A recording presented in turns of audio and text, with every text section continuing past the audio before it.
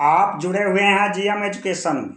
चर्चा का विषय है आज TRE2 सप्लीमेंट्री रिजल्ट का अभ्यर्थी कर रहे हैं मांग।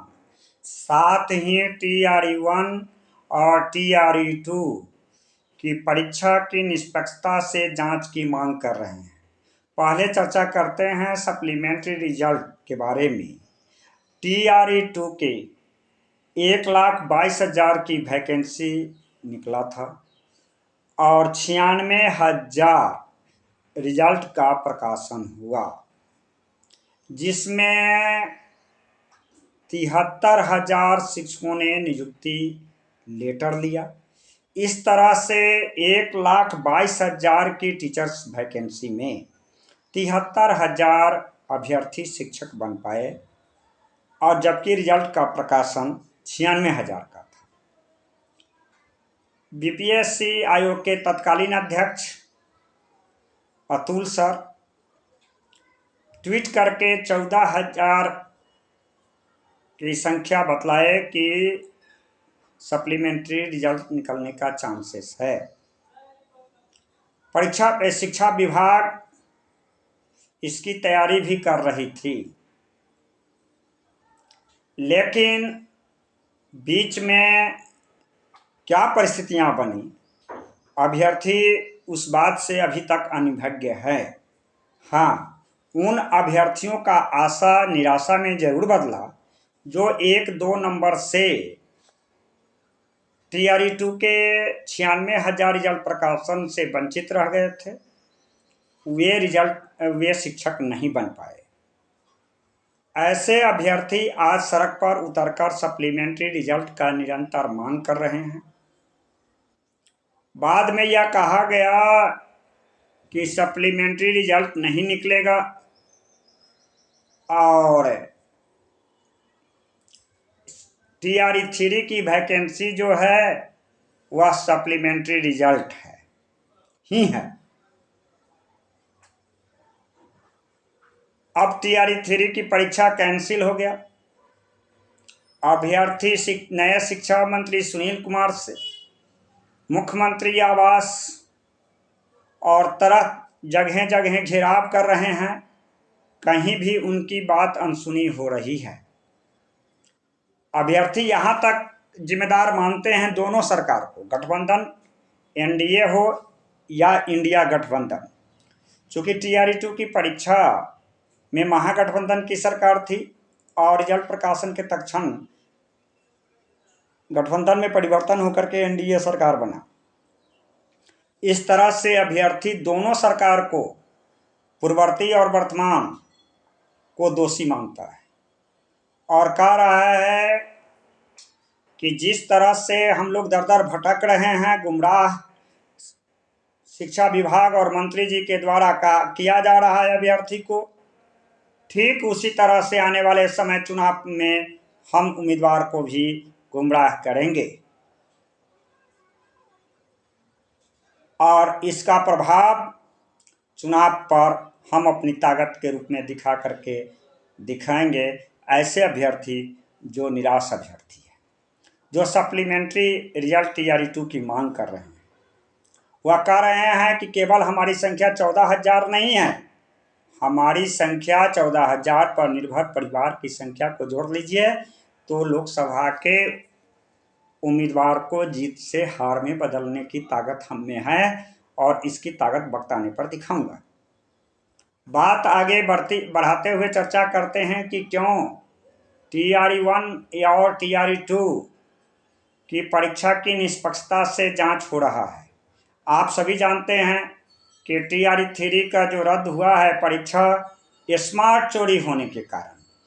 ऐसा शिक्षा विभाग में इतनी बड़ी संख्या में अभ्यर्थी की गिरफ्तारी और पर्दाफाश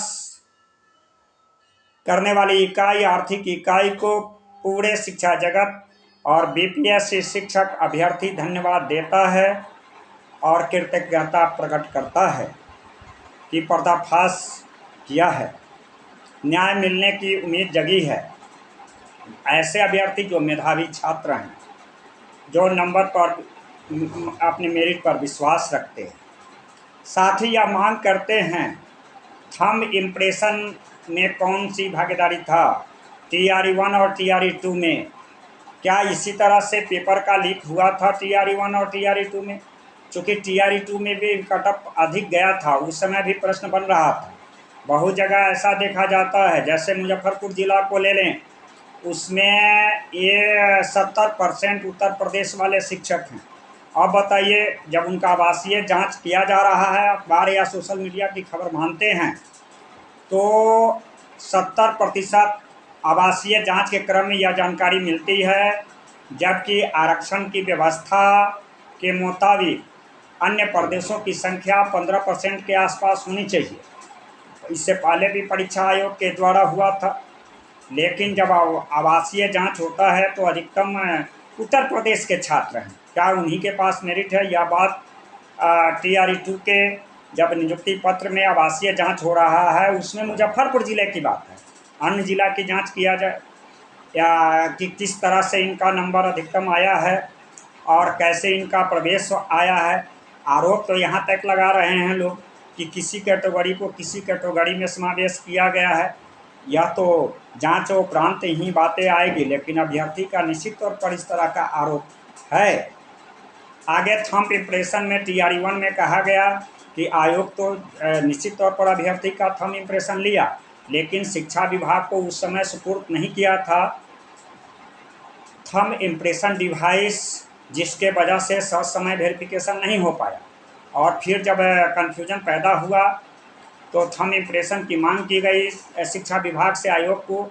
आयोग आपूर्ति करने में आयोग जिस एजेंसी को थंब इम्प्रेशन कराया था, उसको शिक्षा विभाग को सौंपने में देरी की, और फिर प्रत्येक जिलावार सेंटर पर थंब इम्प्रेशन की जांच की प्रक्रिया शुरू हुआ। और थंब इम्प्रेशन चाहे TRE-1 हो या TRE-2 हो, वह पर्दाफाश कर सकता है कि इसमें बोरो टीचर को किस तरह से लाया गया और कौन कौन से शामिल थे, कौन सा गिरोह इसमें शामिल था, जो एम्पायरी कौन कर रहा था इसका, सरकार में के मंत्री या संतरी या बड़े पदाधिकारी, इसकी भी जांच होनी चाहिए आर्थिक इकाई से, जिसमें एम्पायरी करने वाला हो।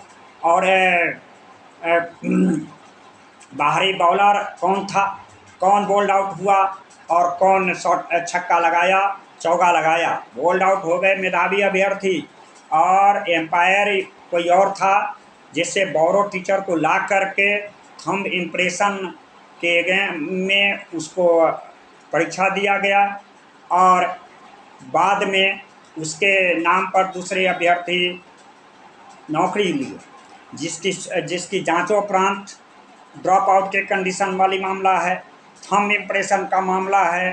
निश्चित तौर पर अभ्यर्थी इस जांच में इस निगाहें टिकी हुई है न्यायालय पर, न्याय मांग रहा है एजेंसी के द्वारा इसकी भी जांच हो कि थंब इम्प्रेशन में कौन कौन सा गिरोह शामिल था और कौन कौन, इसकी भी पर्दाफाश होनी चाहिए।